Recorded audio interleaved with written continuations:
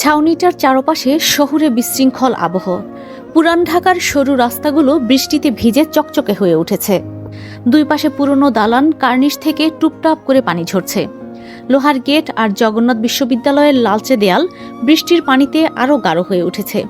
গেটের সামনে জমে থাকা কাদামাখা পানিতে রিকশার চাকায় ঢেউ উঠছে বারবার। রাস্তার পাশেই সারি সারি ফুচকা চটপটির দোকান। বৃষ্টিতে ওদের টিনের ছাউনি থেকে পানি গড়িয়ে পড়ছে। দোকানিরা তাড়াহুড়ো করে ভেজা পলিথিন টেনে রেখেছে খাবারের ওপর। একপাশে চায়ের দোকান, কেটলির ধোয়া বৃষ্টির ভেজা হাওয়ার সঙ্গে মিশে যাচ্ছে। গরম চায়ের গন্ধে ভিজে মাটির গন্ধ আরও তীব্র হয়ে উঠেছে। ছাউনিটার নিচে সিমলার মতো আরও কয়েকজন দাঁড়িয়ে, কারো হাতে বই, কারো হাতে ভেজা ছাতা। অটো আর সিএনজি চালকেরা সুযোগ বুঝে বেশি ভাড়া হাঁকছে। ভাই, বৃষ্টি, কম ভাড়ায় যাব না। চারদিকে পানি জমে যাওয়ায় গাড়ি, রিকশার হর্ন আর পানির ছিটে একসঙ্গে মিশে শহরের নিজস্ব কোলাহল তৈরি করছে। আকাশটা ভারী ধূসর, সূর্যের আলো একটুও নেই। হাওয়াটা কেমন ভ্যাপসা, কিন্তু বৃষ্টির জন্য খানিকটা স্বস্তিও আছে। ছাউনিটা পুরনো লোহার তৈরি, ওপরে ঢেউটিন, চারপাশে আধা ভাঙা দেওয়াল। বৃষ্টির পানি টুপটাপ করে ফোঁটা ফোঁটা পড়ে ছাউনি থেকে। কিছু জায়গা চুয়ে ভিতরেও ঢুকছে। ভেতরে দুটো লম্বা বেঞ্চ আছে। কাঠের রং মলিন হয়ে গেছে, কোথাও কোথাও ভিজে পিচ্ছিল। চারদিকে স্যাঁতসেঁতে গন্ধ। এক কোণে আবর্জনা জমে কাদার সঙ্গে মিশে গেছে। সেই বেঞ্চগুলো দখল করে বসে আছে কিছু বখাটে ছেলে। ওরা এখানে প্রায় আড্ডা দেয়, সিগারেটের ধোঁয়া ছড়ায় আর উঁচু গলায় গল্প করে। আজ বৃষ্টির কারণে আরও খামখেয়ালি হয়ে উঠেছে। শিমলাকে ভেজা কামিজে দাঁড়িয়ে থাকতে দেখে ওদের চোখ চকচক করে উঠল। একজন মুস্কি হেসে কনুই দিয়ে পাশের জনকে ঠেলে বলল, দেখ দেখ, পুরোটা ভিজে গেছে। আরেকজন সিগারেটের ধোঁয়া ছাড়তে ছাড়তে বলল, ছাতা নাই বুঝি? আমাদের ছাতা নিচে আসলে তো ভিজতে হতো না। তৃতীয় জন একটু জোরে হেসে বলল, ওখানে দাঁড়িয়ে থাকলে আরো ভিজবে। কাছে এসে গরম গরম গল্প করলেই তো পারো, আমরা তোমায় শুকিয়ে দেওয়ার ব্যবস্থা করব। ওদের দৃষ্টি শিমলার গায়ে এসে বিচ্ছে বারবার। কেউ খোলা চোখে তাকাচ্ছে, কেউ ঠোঁট বাঁকিয়ে হাসছে। শিমলা অস্বস্তিতে এক পাশে সরে দাঁড়ালো, কিন্তু ছাউনির নিচে জায়গা কম। ওরা ইচ্ছে করেই আরো কাছে সরে আসছে। বৃষ্টি তখনও ঝমঝম করে নামছে। রাস্তাটা কাদা পানিতে ভরে গেছে। ছাউনির নিচে দাঁড়িয়ে শিমলা যখন ছেলেগুলোর কথায় অস্বস্তি চেপে ধরে রাখার চেষ্টা করছে, ঠিক তখনই পাশ দিয়ে এক ঝটকায় একটা বাইক এসে ধীর হলো। কালো হেলমেট পরে বৃষ্টির মধ্যে দিয়ে তাকিয়ে নিল চারপাশে। সে আর কেউ নয়, অঙ্কুর আহনাফ। ছাউনির ভেতরের হাসাহাসি আর শিমলার বিব্রত মুখ একসঙ্গে তার চোখে ধরা পড়ল। বাইক থামিয়ে হেলমেটটা সামান্য খুলতেই চোখে মুখে রাগের ঝলক দেখা গেল। ভিজে চুল কপালের ওপর লেপ্টে আছে, তবুও তার দৃষ্টি দৃঢ়। অঙ্কুর বাইক থেকে নেমে শিমলার দিকে এগিয়ে গেল। শিমলার চোখে তখন বিস্ময় আর স্বস্তির একসঙ্গে। বেঞ্চে দাঁড়িয়ে থাকা ছেলেরা হকচকিয়ে গেল। কিছুক্ষণ আগে যারা হেসে খুনসুটি করছিল, তারা এখন কেমন গম্ভীর হয়ে একে অপরের দিকে তাকাতে লাগলো। অঙ্কুর এসেই একটা ছেলের ঘাড়ে হাত রেখে বলল, ওহে জুনিয়র, তোমার ডিপার্টমেন্ট কি? আর সামনের মেয়েটাকে কতখানি ভালো লেগেছে? ছেলেগুলোর বুঝতে আর বাকি রইল না, ক্ষমা চাওয়া শুরু করলো। তাতে কি আর অঙ্কুরের মন ভরে? 2-4টা কিলঘুষি দেওয়া তো তার জন্য একেবারে ফরজ কাজ বলা চলে। সে তাই করলো। সে আঘাত করতে গিয়ে হাতটা কেটেও যায়, তবুও পরোয়া করে না অঙ্কুর। সে শিমলার সামনে সে গম্ভীর গলায় বলল, চলো, বৃষ্টি থামার অপেক্ষা করার দরকার নেই, আমি নিয়ে যাচ্ছি। শিমলা আতিপাতি করে বলল, মানে তুমি আমার সঙ্গে যাবে, আমি বাড়ি পৌঁছে দিয়ে আসবো। শিমলার চোখের চশমাটা ঠিক করে অঙ্কুরের বাইকে বসলো। অঙ্কুর বলল, হাতটা কাঁধের উপর রাখো। আর শোনো মেয়ে, একদিন বৃষ্টিতে ভিজলে মহাক্ষতি হবে না, অসুখ করবে। তবুও চলো একসঙ্গে ভিজি, একসঙ্গে অসুস্থ হই, ব্যথাগুলো একসঙ্গে অনুভব করি। তীব্র জ্বরে তোমাকে যাতে আমার বারবার মনে পড়ে, কেবল এতটুকুর জন্যই আমার যে প্রেম ব্যাধির বড্ড প্রয়োজন। শিমলা সেই কঠিন কথার কোনো সহজ মানি খুঁজল, কিংবা কখনো খুঁজবে কিনা তাও জানা নেই। তবে তার ঠোঁটের কোণে হাসি ঠিকই ঠিকরে পড়ল। তৃষা ক্লাসে এসে হাঁপিয়ে শেষ ক্লাস আজকের মতো। এখনই লেকচার শেষ হয়ে যাবে। এখন আর প্রেম ভাই তাকে না ছাড়লেও পারত।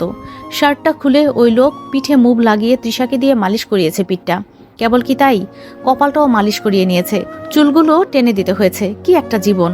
পরের দাসত্ব করতে করতে জীবনটা শেষ হবে তৃষার। ছুটির পর আজকে তৃষা একাই বের হলো। শিমলা একটা ক্লাস করেই বাড়ি চলে গিয়েছিল।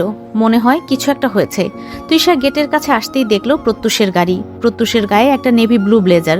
সে চোখে রোদ চশমা লাগিয়ে এক হাত পকেটে গুজে গাড়ির সামনে দাঁড়িয়ে দাঁড়িয়ে ফোন চালাচ্ছে। তৃষা কাছে এগিয়ে আসতেই বলল, আরে আপনি? এই পথে কাজে এসেছিলাম, ভাবলাম বাসাতেই তো যাওয়া হবে লাঞ্চের সময়, যাওয়ার সময় তোমাকে সঙ্গে করে নিয়ে যাই। তৃষার ভেতরের সব ক্লান্তি আর কষ্ট এক মুহূর্তে দূর হয়ে গেল। সে গাড়িতে উঠে বসতে যাবে, তার আগেই প্রত্যুষ বলল, এই ওয়েট, বলে সে গাড়ির দরজা খুলে দিল। তৃষার তো এবার লজ্জায় মরে যাওয়ার মতোই দশা হয়েছে। সে যে কি করবে? এই প্রত্যুষ তাকে ভালোবেসে ফেলেছে, তাই না? তৃষা জানতো তাকে ভালো না বেসে থাকা একেবারে অসম্ভব বিষয়। সে ভালোবাসার মতোই একটা মেয়ে। কি করে প্রত্যুষ তাকে না ভালোবেসে থাকতে পারে? গাড়ি স্টার্ট দেওয়ার আগ মুহূর্তে প্রত্যুষের ফোনে একটা কল এলো। সে রিসিভ করতেই অফিসার ইমার্জেন্সি অফিসে আসতে বলল। বিবাহিত নারীদের যে লোকটা খুন করেছে তাকে নাকি একজন দেখেছে। লোকটাকে অফিসে আনা হয়েছে। প্রত্যুষ তৃষার দিকে একবার তাকালো, তারপর সবটা খুলে বলল, সরি, তুমি কিছু মনে করো না, আমার ইমার্জেন্সি অফিসে যেতে হবে। তৃষার একটু মন খারাপ তো অবশ্যই লাগলো। সে একটা নিঃশ্বাস ছেড়ে বলল, সমস্যা নেই, আপনি যে আমায় নিতে এসেছেন এটাই তো অনেক। তৃষা গাড়ি থেকে নামার আগেই হঠাৎ প্রত্যুষের চোখ গেল প্রেমের দিকে। সে সবেমাত্র বাইকে উঠে বসেছে, বাসাতেই তো সে যাবে। প্রত্যুষ গাড়ি থেকে নেমে প্রেমকে ডাকলো। প্রেম প্রথমত প্রত্যুষকে দেখে সরু চোখে তাকালো। এই আইনের লোক হলো অ্যালার্জির আব্বা। সে বাইক নিয়ে কাছে আসতেই প্রত্যুষ বলল, তৃষাকে নিতে এসেছিলাম, আমার ইমার্জেন্সি কাজ পড়ে গেছে, তুই তো বাসায় যাচ্ছিস, জানা ওকে বাড়িতে নামিয়ে দিয়ে আয়। বৃষ্টি আপাতত বন্ধ হয়েছে, একটু পরে আবার নামবে ভাব। প্রেম ভাবলেশীনভাবে জিজ্ঞাসা করে, তো সে কোথায়? আমার গাড়িতে, নামতে তো বলো। প্রত্যুষ গাড়ির দরজা খুলে নিজের হাত বাড়িয়ে দেয়, নামো। তৃষা একটু অবাক হয়, ইস, খালি লজ্জা আর লজ্জা। সে ডান হাতটা একটু বেশি লজ্জা নিয়ে প্রত্যুষের হাতের ওপর রাখলো। প্রেমের তীক্ষ্ণ দৃষ্টি থমকে গেল সে হাতের দিকে। সে একটা দীর্ঘশ্বাস ছেড়ে বলল, জলদি, খালি আইনের লোকদেরই ইমার্জেন্সি থাকে না, তাদের থেকেও বেআইনিদের থাকে। প্রেমকে দেখে তৃষার মুখটা পেঁচার মতো হয়ে গেল। কিন্তু প্রত্যুষ যেহেতু ওই হারে বজ্জাত্রার বাইকে বসতে বলেছে, তখন তো আর তৃষা অমান্য করতে পারে না। ফিউচার স্বামীর কথা না শুনলে পাপ লাগে। এত বড় পাপ তৃষা কি করে করবে? তৃষা বাইকে উঠে বসতেই প্রত্যুষ বলল, আস্তে চালাবি, মেয়ে মানুষ তো। প্রেম জোরেই চালাবে। তৃষার আবার জোরেই পছন্দ, তাই না তৃষা? তৃষা থতমত খেয়ে গেল। এই লোক দেখি তাকে ফাঁসানোর চেষ্টা করছে। তৃষা মেকি হেসে বলল, হ্যাঁ প্রত্যুষ, আমার আবার জোরে না হলে চলে না। মানে প্রত্যুষ হেসে বলল, কথাটা মাথায় রাখলাম। পাশ থেকে প্রেম আবার বলে উঠল, মাথাতেই রাখো, মুখে আর আনার দরকার নেই। বাইকের গতি ৩০০-র কাছাকাছি। তৃষা খামচে ধরে আছে প্রেমকে, বারবার জিজ্ঞাসা করছে কোথায় নিয়ে যাওয়া হচ্ছে। মোটামুটি ভালো একটা সময় পেরিয়ে যাওয়ার পর প্রেম বাইকটা থামায়। এতক্ষণ এই তৃষা চেঁচিয়ে তার কানটা ঝালাফালা করে দিয়েছে। তৃষা বাইক থেকে নামার পর চারপাশ ভালো করে দেখলো। এখানে খালি জঙ্গল আর জঙ্গল। এই লোকের কেন যে এত জঙ্গল পছন্দ? কোথায় এসেছি আমরা? প্রেম জবাব দেয় না। সামনে একটা ইটের ঘর। বৃষ্টি শুরু হয়েছে বলে প্রেম তৃষার হাতটা ধরে জলদি তাকে ওই ঘরটায় নিয়ে যায়। তৃষা ততক্ষণে চেঁচামেচি শুরু করে দিয়েছে। শেষে বাধ্য হয়ে যখন প্রেম তার গালে কষিয়ে একটা চল লাগায়, তখন চুপসে যায় তৃষা। এই জন্যই গুরুজন বলে, সোজা কথায় কাজ না হলে আঙুল বাঁকাতে হয়। ইটের বাড়িটিতে বাইরে থেকে ভাঙা, বিধ্বস্ত লাগলেও ভেতর থেকে অন্যরকম। তা তৃষা তখন বোঝে যখন প্রেম পকেট থেকে চাবি বের করে তালা খোলে। ভেতরে একটাই বিরাট রুম, বাথরুম, রান্নাঘর, বারান্দা সবই এক জায়গায়। প্রেম এসেই গা থেকে শার্টটা খুলে বিছানায় ছুঁড়ে ফেলে দেয়। লোকটা মাশাল্লাহ যেই ঘাম দিয়েছে, ওই যে সিক্স প্যাকটা আছে না, ওইটা বেয়ে টুপটুপ করে জল গড়িয়ে পড়ছে। সেই বিন্দুগুলো মুক্তোর মতো চিকচিক করছে। প্রেম তৃষার দিকে তাকাতেই সে চোখ নিচে নামিয়ে ফেলল। তা দেখে প্রেম বলল, নেওয়াজ বাড়িতে ফোন করে জানিয়ে দাও তোমার বান্ধবীর বাবা অসুস্থ, আজকে তুমি ওদের বাড়িতেই থাকবে। মানে কি? আপনি কি করতে চাইছেন আমাকে বলবেন? কল কর তুই, ধমকে উঠল প্রেম। তৃষা আতঙ্কে ফোনটা হাতে নিয়ে কাপা ভঙ্গিতে কলটা শেষ পর্যন্ত করতে বাধ্য হলো। পুরোটা সময় প্রেম কেবল তাকিয়েছিল তৃষার হাতের দিকে, ডান হাতের কবজির দিকে। কথা শেষ হতেই প্রেম তৃষার কাছ থেকে ফোনটা কেড়ে নেয়। তৃষা তাকে জিজ্ঞাসা করে, এখানে কি করতে এনেছেন বলবেন?